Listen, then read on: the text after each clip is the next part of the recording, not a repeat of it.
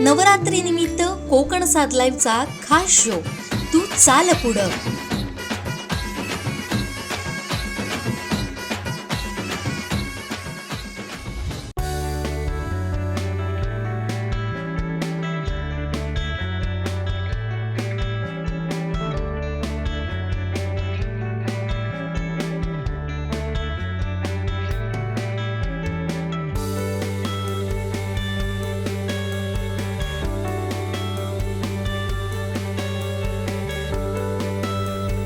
वयाच्या 10व्या वर्षापासून तिनं कॅरम खेळायला सुरुवात केली आणि आज बनली आहे राष्ट्रीय कॅरम खेळाडू. अनेक राष्ट्रीय राज्यस्तरीय स्पर्धांमधून ती झळकतीये. 6वीत असतानाच ती महिलांच्या वरिष्ठ संघातून अगदी कमी वयात सुद्धा मोठ्या गटातून ती खेळू लागली आहे. महाराष्ट्राच्या वरिष्ठ संघात सलग 3ऱ्या वेळी निवड होणारी सिंधुदुर्गातील ती पहिली महिला खेळाडू ठरली आहे. नुकत्याच झालेल्या स्पर्धेविषयी खेळांविषयी सांगायचं तर मध्य प्रदेशात झालेल्या राज्य कुमारगट अजिंक्यपद कॅरम स्पर्धेत तिनं उपविजेतेपद पटकावलंय. तर मुंबईत दादर इथं रॅपिडो सुपर 6 ही स्पर्धा पहिल्यांदाच मुलींसाठी भरवण्यात आली होती. या स्पर्धेत देखील तिनं विजेतेपद पटकावलंय. ही कॅरम चॅम्पियन आहे सावंतवाडीची कन्या केशर निरगुण. केशरशी नवरात्र निमित्तानं आपण संवाद साधणार आहोत. तिच्याकडून तिच्या या सगळ्या खेळाविषयीची माहिती घेणार आहोत. केशर, तुझं मनपूर्वक स्वागत कोकण सात लाईव्हच्या खास मुलाखतीत. धन्यवाद. तू अगदी 10व्या वर्षीपासून खेळायला सुरुवात केलेली आहेस, बरोबर? पण मग कशी काय ही सुरुवात झाली? घरात असं कोण खेळत होतं का? कोणाकडून तू हे शिकलीस? तर मला ही कॅरम खेळायची सुरुवात म्हणजे अशी आवड होती कॅरम खेळायला. मग मी पहिले मला बाबांनी घरी कॅरम आणून दिला होता. मग मी त्याच्यावरच घरी प्रॅक्टिस करत होते. मग मी 4थीत होती तेव्हा मी पहिल्यांदा नगराध्यक्ष चषकमध्ये पार्टिसिपेट केलेला. तर तिथे मी कॅरम, चेस आणि बॅडमिंटन या 3 गेममध्ये पार्टिसिपेशन केले. पण मला बॅडमिंटनमध्ये खेळायला नाही भेटलं होतं. तर मग मी चेसमध्ये पण खेळले होते आणि कॅरममध्ये मला पहिल्याच मॅचला पहिल्यांदाच माझा फर्स्ट नंबर आला होता. तर तिथून माझी कॅरमची वाटचाल चालू झाली होती. पण असं कधी तुझं ठरलं की बाबा आता आपल्याला कॅरमच खेळायचं आहे? तू म्हटलंस ना की तू चेस पण घेतलंस, तू बॅडमिंटन पण घेतलंस, पण आता तू कॅरममध्ये तुझं करिअर निवडलंयस, बरोबर? मग तुला कोणी असं सांगितलं की बाबा तू कॅरमच खेळ म्हणजे तू त्यात वेगळं करिअर करू शकतेस? पहिलं एकदम करिअरचं असं मला नव्हतं. पण मी कॅरम नंतर जसं माझा पुढे जसे मॅच मी खेळायला लागले तसं मग मला ते जाणवत झालं की आपल्या ह्याच्यात काहीतरी पुढे करिअर होऊ शकतं. तर मी त्या नगराध्यक्ष चषकमध्ये ते जे अंपायर होते योगेश फणसळकर माणगावचे, तर त्यांनी माझा गेम बघितला होता तिथे त्या मॅचला. तर मग ते मला म्हणाले की तू कॅरममध्ये अजून पुढे काही करू शकते. तर मग मी त्यांच्याकडे ट्रेनिंगसाठी वगैरे त्यांच्यासोबत खेळायची. तिथून मग मी कॅरममध्ये पुढे मॅच खेळायला वगैरे चालू केलं. बरं, मग नगराध्यक्ष चषक म्हणजे सावंतवाडीत झालेली ही स्पर्धा होती. त्यानंतर तुझी पहिली स्पर्धा कुठली होती ज्यामध्ये तुला यश मिळालं किंवा तुला असं झालं की नाही आता आपण यातच करिअर म्हणजे यातच खेळायचं आहे, हाच गेम घ्यायचा आहे? तर ठाण्यामध्ये अंडर 12ची कॅडेटची स्पर्धा होती. तर तिथे मी पहिल्यांदा खेळली होती आणि माझा तिथे 2रा नंबर आला होता. मग तिथून मी चालू केलं कॅरम खेळायला. बरं, मग तुझ्या आता आणखीन कुठल्या कुठल्या स्पर्धा तू खेळलेली आहेस किंवा तुझा त्यातला अनुभव नेमका काय आहे? अंडर 12मध्ये मी ती एक स्पर्धा खेळली होती आणि नंतर मग स्कूल गेम्समध्ये पण मी 3 वर्ष नॅशनल खेळली सलग. आणि त्याच्यात एकदा स्टेटमध्ये मी फर्स्ट नंबर आला होता जी देवगडला स्पर्धा झाली होती. आणि नंतर मग मी महाराष्ट्र कॅरम असोसिएशनच्या ज्या वर्षात म्हणजे आमच्या ज्युनियरच्या किंवा सब ज्युनियरच्या मॅच होतात मग त्याच्यात पण मी पार्टिसिपेशन करायला स्टार्ट केलं. पण आता तुझं कसा सगळा खेळाचा शेड्यूल कसं असतं? म्हणजे तू या खेळाला नेमका कसा वेळ देतेस किंवा तू याचं कुठे शिक्षण घेतेस? जेव्हा मी शाळेत होती तर मग सकाळची शाळा करायची आणि संध्याकाळची प्रॅक्टिस करायची. पण आता कॉलेजमध्ये पण मी तसंच करते. सकाळचं कॉलेज, दुपारी अभ्यास आणि संध्याकाळचं म्हणजे संध्याकाळी 5 ते 7-9 वाजेपर्यंत वगैरे प्रॅक्टिस करते. कारण आणि खेळायचं मी ट्रेनिंग फक्त फणसळकर सर त्यांनी दिलं. मी घरी माझी एकटीची सेल्फ प्रॅक्टिस करायचे. आणि इंडियन ऑइलचे मालवणला पहिल्यांदा एकदा कॅम्प झाला होता 2016-17मध्ये. तर तिथे इंटरनॅशनल चॅम्पियन योगेश परदेशी सर, काजल कुमारी ते लोकांचं प्रशिक्षण तिथे आलेले ते प्रशिक्षण देण्यासाठी. मग त्यांच्या कॅम्पमध्ये मी पहिल्यांदा प्रॅक्टिस घेतलेली. मग सलग 3 वर्ष त्यांचा जेव्हा इंडियन ऑइलचा कॅम्प झाला, सावंतवाडीला एकदा झाला, कुडाळला, मालवणला एकदा झाला, तर मग त्या तिन्ही कॅम्पमध्ये मी पार्टिसिपेशन केलं होतं. बरं, पण तू आता कुठे शिकतेस, काय शिकतेस नेमकं, काय तर शिक्षण घेतेस? मी SPK कॉलेजमध्ये यंदा SY BCom ला आहे. आणि मग आता तू तुझ्या जेव्हा एक्झाम असतील किंवा आणि काही प्रॅक्टिकल्स असतील किंवा आणि काही असेल, तर मग तू या खेळाला नेमका कसा वेळ देतेस? कारण स्पर्धाही तेवढ्याच महत्त्वाच्या असतील तुझ्यासाठी. कॉलेज मला मॅच खेळण्यासाठी वगैरे सपोर्ट करतं. हां. फ्रेंड्स म्हणजे ते अभ्यास वगैरे देतात मला जर मी ॲबसेंट वगैरे असते तर. म्हणजे असं अभ्यासाचं चुकत नाही, पण मला हेल्प करायला माझे फ्रेंड्स आहेत, टीचर्स पण मला हेल्प करतात अभ्यासामध्ये. त्यामुळे ते सगळं मॅनेज होतंय Manage तुझं. पण मला तुझ्या स्पर्धेंविषयी जाणून घ्यायला खूप आवडेल, कारण तू आता राष्ट्रीय पातळीवर खेळली आहेस, राज्य पातळीवर देखील खेळली आहेस, त्यानंतर तुझे आता सांघिक खेळ सुद्धा होता. मग तुझ्या कायम आता लक्षात राहणारे किंवा तुझ्यासाठी अशा महत्त्वाच्या ठरलेल्या स्पर्धा कुठल्या आणि त्यातले तुझे अनुभव काय? 2021-22 मध्ये वरिष्ठ गटाची सिलेक्शन ट्रायल झाली होती. म्हणजे जी कोरोनाचे 2 वर्ष कॅरम आमचे चालू नव्हत्या मॅचेस वगैरे, तर मग ती कोरोनाचा पिरियड संपल्यानंतर चालू झाली होती स्पर्धा. तर तिथे मी फर्स्ट नंबर आला होता माझा. आणि मग त्याच्यातून माझी मग सिनियर नॅशनलला त्या सिनियर नॅशनलमध्ये माझं पहिल्यांदा सिलेक्शन झालं होतं. आणि तिथे आमच्या टीमला पण गोल्ड मेडल भेटलं होतं. आणि नंतर यंदाच ऑगस्टमध्ये एक रॅपिडो सुपर 6 स्पर्धा झाली, तिथे पण मी विनर झाले होते. पण त्याचा फॉर्मॅट वेगळा होता. तिथे 6 ब्रेक खेळ, म्हणजे आमचा रेग्युलर फॉर्मॅटपेक्षा वेगळा होता. काय फरक असतो यामध्ये? आता आम्ही वरिष्ठ गटाच्या स्पर्धा खेळतो, त्याच्यात 8 ब्रेकचे 3 सेट असतात. आणि जे आम्ही एज ग्रुपच्या वगैरे मॅच खेळतो तिथे 6 ब्रेकचे 3 सेट असतात, पण त्याला टाइम लिमिट 25 मिनिटं असतं. तर रॅपिडो सुपर 6 मध्ये 6 ब्रेकचे 3 सेट खेळायचे, पण तुम्हाला तिथे डिरेक्ट डिफेन्स नाही करायचा होता. म्हणजे तुम्हाला 1 शॉट 2 वगैरे असं खेळून तुम्हाला ते मॅच करायचं होतं. त्यासाठी सुद्धा मार्क्स असतात, गुण दिले जातात? नाही, गुण असतात. म्हणजे जे आमचे पॉइंट्स वगैरे असतात ते असतात त्याच्यात. आणि आता तुझी मध्य प्रदेशमध्ये सुद्धा जी स्पर्धा झालेली, टुर्नामेंट झालेली, त्यात तू उपविजेतेपद पटकावलेस, तर त्याचं स्वरूप नेमकं काय होतं त्या स्पर्धेचं? ती 49th आमची ज्युनियर नॅशनल होती. तिथे आम्ही अंडर-21 मध्ये युथ गेम्स मध्ये खेळते होते. तर अंडर-21 मध्ये महाराष्ट्रामधून किंवा प्रत्येक स्टेटमधून 2च मुलं पाठवतात. मग तिथे फक्त आमचा इंडिव्हिज्युअलचा इव्हेंट असतो. मग त्या इंडिव्हिज्युअल इव्हेंटमध्ये मला 2nd प्राइज भेटलं होतं. बरोबर. आपण मगाशी सुद्धा बोलत होतो, त्यावेळी एक मुद्दा आला होता, तो म्हणजे जेव्हा तू वैयक्तिक गेम खेळतेस आणि सांघिक गेम खेळतेस, या दोघांमध्येही फरक असेल. तो नेमका काय असतो आणि त्याच्यासाठी तुला काय चॅलेंजेस असतात? म्हणजे वैयक्तिकमध्ये तुला काय वाटतं आणि सांघिक खेळात काय वाटतं? सांघिक खेळामध्ये आपण ॲज अ टीम असं खेळलं पाहिजे. मग टीमला पण जिंकवण्यासाठी आम्ही कोणती पण मॅच असतो, सिंगल्सला किंवा डबल्सला, तिथे 2 सिंगल्स आणि 1 डबल्सचा फॉर्मॅट असतो टीममध्ये. तर मग मी तरी मला असं वाटतं की मी जास्त करून सिंगल्स मॅच खेळली आहे. टीमने माझ्यावर तेवढा विश्वास दाखवला होता. मग मी जेव्हा पण सिंगल्स मॅच खेळायची तेव्हा मी असं ठरवायचं की आपल्याला टीमसाठी करायचं, आपल्याला महाराष्ट्र सेटसाठी करायचं आहे.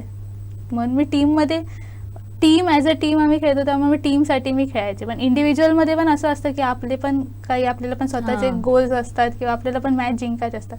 पण कधी कधी होतं, म्हणजे असं जर आपण टीममध्ये जास्त एफर्ट घातला तर कधी कधी इंडिव्हिज्युअलमध्ये पण नाही होत.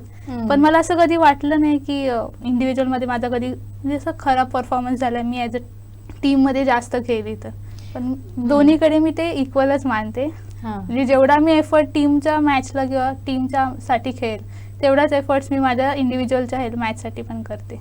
पण अशी कुठली स्पर्धा ठरली आतापर्यंतची की ती तुला फार टफ गेली आहे किंवा थोडंसं तुला बॅकफूटवर आल्यासारखं वाटलं, किंवा कायम अशी लक्षात राहणारी अशी काय अनुभव त्याचे असे वेगळे?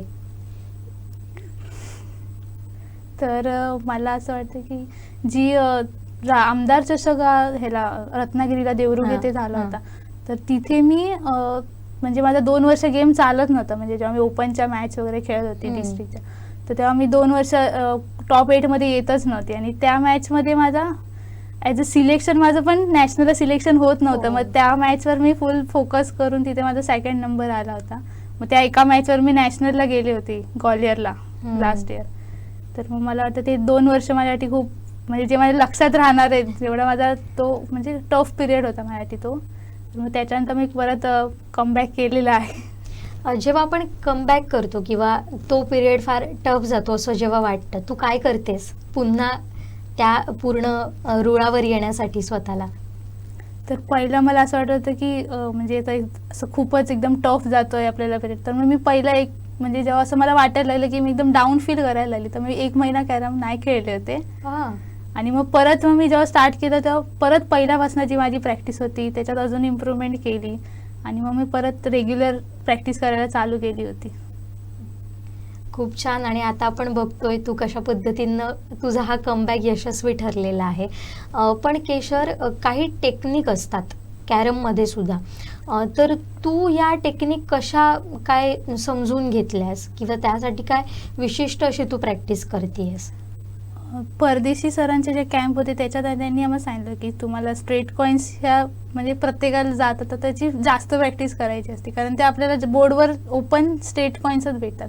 मग त्याची मी सेपरेट प्रॅक्टिस करायची. मग कट असतात, रिबॉन्ड असतात किंवा जे नवीन नवीन जे शॉर्ट्स असतात मग ते आम्हाला दाखवायचे. मग आम्ही ते तसे घरी वगैरे ट्राय करायचो. आणि घरी खेळताना पण मी नवीन नवीन काही शॉर्ट्स असतील किंवा टेक्निक्स असतील तर त्या मी घरी ट्राय करते. म्हणजे तिथे प्रॅक्टिस झाली का मग मॅचला यूज करते. पण आपण मगासपासून बोलताना एक मुद्दा राहून गेला होता, तो म्हणजे तू अगदी 6वीत असल्यापासून मोठ्या गटात पण खेळतेस. म्हणजे कुठल्याही स्पर्धेत गट असतात, म्हणजे लहान गट, मोठा गट, वरिष्ठ, ओपन, असं सगळं काही आपण बघतोय. मग तू कसं काय त्या मोठ्या गटातून खेळू शकलीस? तुझी म्हणजे सलग 3 वेळा अशी निवड होणारी तू पहिली सिंधुदुर्गातली मुलगी ठरली आहेस. कसं काय हे? तर मी पहिली ओपनची जी टुर्नामेंट होती ती नरसोबावाडी येथे झाली होती.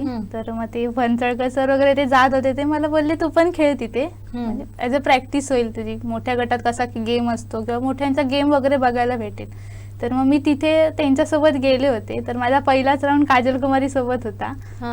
आणि मग तो राऊंड मी खेळून म्हणजे पहिल्यांदा खेळत होता, नवीन एक्सपिरियन्स होता, मग मी ती हरली होती. पण त्यानंतर मग माझं आणि तिचं जेव्हा बोलणं झालं तेव्हा ती मला सांगत होती की तुझा गेम चांगला आहे, तू अजून त्याच्यात इम्प्रूव्हमेंट करू शकते, तुझं पुढे म्हणजे मॅच वगैरे तू कंटिन्यू चालू ठेवला तर तुझा गेम डेव्हलप होऊ शकतो.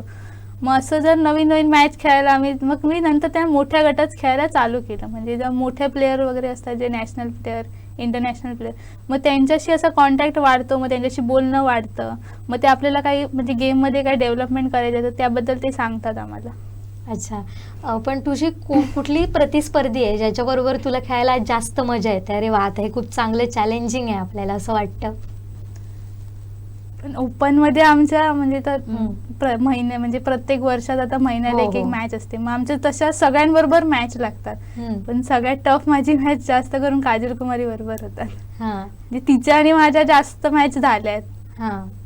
तिच्याबरोबर खेळायला मला फार मजा येते. पण आता तुमचं बॉन्डिंग कसं आहे नेमकं? म्हणजे जेव्हा तुम्ही कॅरमवर असतात तेव्हा एकदम प्रतिस्पर्धी असाल, म्हणजे कट्टर विरोधक, पण त्यानंतरचं मग म्हणजे ते संपलं की आपलं वैर संपतं खरं तर. पण तुझ्या काय कसं तुमचं बोलणं होतं? अरे तू असा गेम खेळला पाहिजे होतास तर आणखीन चांगलं झालं असतं, असे काही टिप्स मिळतात तिच्याकडून किंवा तू तिला सांगतेस? पण ती मोठी आहे माझ्यापेक्षा, ती नॅशनल प्लेअर वगैरे इंटरनॅशनल खेळलेली. मग आम्ही जास्त करून तिच्याकडनं तिलाच विचारते किंवा म्हणजे गेममध्ये अजून काही इम्प्रूव्हमेंट पाहिजे का, मॅच झाली तर मॅचमध्ये काही चुका झाल्या का. मग ती मला मॅच झाल्यावर मी विचारते किंवा कधी कधी ते पण आपल्याला स्वतःहून सांगतात किंवा जे कोण प्रेक्षक वगैरे असतात बाहेर ते देखील तुम्हाला सांगतात की तुमच्या मॅचमध्ये काय चुका झाल्या आहेत का, तुम्हाला असं खेळलं पाहिजे वगैरे. मग आता तुझी कुठल्या स्पर्धेसाठी नेमकी तयारी सुरू आहे? पुढे काय करायचं असं ठरवलंयस? आता पुढच्या महिन्यात ओपनच्या मॅच वगैरे आहे, म्हणजे आमच्या रॅपिडोचा आता परत एक नवीन मॅच काढली आहे 26-27 ऑक्टोबरला. मग त्यासाठी मी आता प्रॅक्टिस चालू करणार आहे. आणि यंदा नॅशनल टायटल राहिलं आहे तर त्याची पण प्रॅक्टिस चालू करणार आहे. वा, खूप छान. तर तू आता नेमकं पुढचे प्लॅन तुझे काय आहेत? म्हणजे आता करिअर म्हणून तू अर्थातच कॅरम निवडलायस, पण असं आणखीन एक गोल असतं ना की बाबा आपल्याला या गोष्टी करायच्यात, या गोष्टी अजून इतरांना पण शिकवायच्या, तर असं काही तुझे पुढचे प्लॅन आहेत? एक स्वप्न होतं की ते इंटरनॅशनल मॅच वगैरे खेळायचे आहेत, तर ते पण मी करेन. International player as a match इंडियाला रिप्रेझेंट करण्यासाठी ते करायचं आहे. त्यासाठी तुला शुभेच्छा. Thank you. पण केशर, आणखीन एक मुद्दा प्रकर्षानं जाणवतो, तो म्हणजे सिंधुदुर्गात टॅलेंटची कमी अजिबात नाही आहे. म्हणजे तुझ्यासारख्या अशा बऱ्याच मुली आहेत.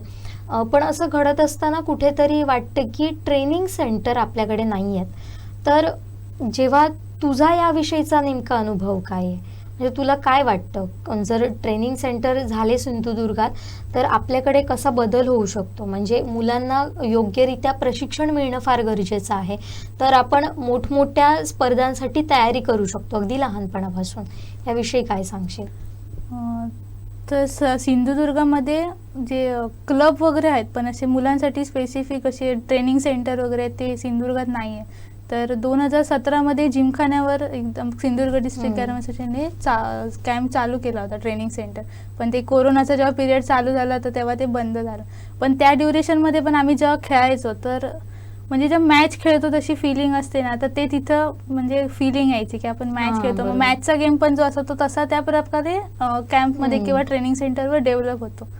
तर असं मला वाटतं की सिंधुदुर्गात किंवा सावंतवाडी, कुडाळ, कणकवली अजून या ठिकाणी ट्रेनिंग सेंटर ओपन झाले पाहिजे. म्हणजे जे नवीन खेळाडू वगैरे आहेत त्यांना तिथे प्रॅक्टिस जाऊन, मग त्यांना जर पुढे काही कॅरम त्यांना आवडत असेल आणि त्यांना जर पुढे काही करायचं असेल कॅरममध्ये तर ते तिथे ट्रेनिंग सेंटरला पण करू शकतात. बरोबर. केशर, तू आलीस, आमच्याशी संवाद साधलास, आम्हाला वेळ दिलास, त्याबद्दल तुझे मनपूर्वक आभार.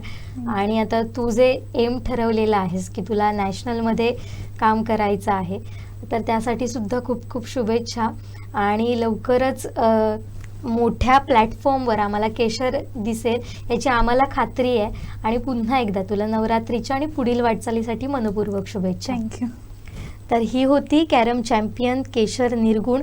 सध्या ती सिंधुदुर्गचं प्रतिनिधित्व करते आहे, मात्र लवकरच देशाचं प्रतिनिधित्व करेल आणि अशाच आपल्याबरोबर अनेक मुलींनासुद्धा घडवेल ही तिच्याकडून आम्हा सगळ्यांना आशा आहे. आणि खात्री देखील आहे की केशर निर्गुण हे सुद्धा काम अशाच पद्धतीनं चॅम्पियन म्हणून पुढच्या काळात आम्हाला दिसून येईल. तर आता या खास मुलाखतीत इथंच थांबतोय. उद्या भेटू एका वेगळ्या मुलाखतीसह. पाहत रहा कोकणचं नंबर 1 महा चॅनल कोकण साद लाईव्ह. धन्यवाद.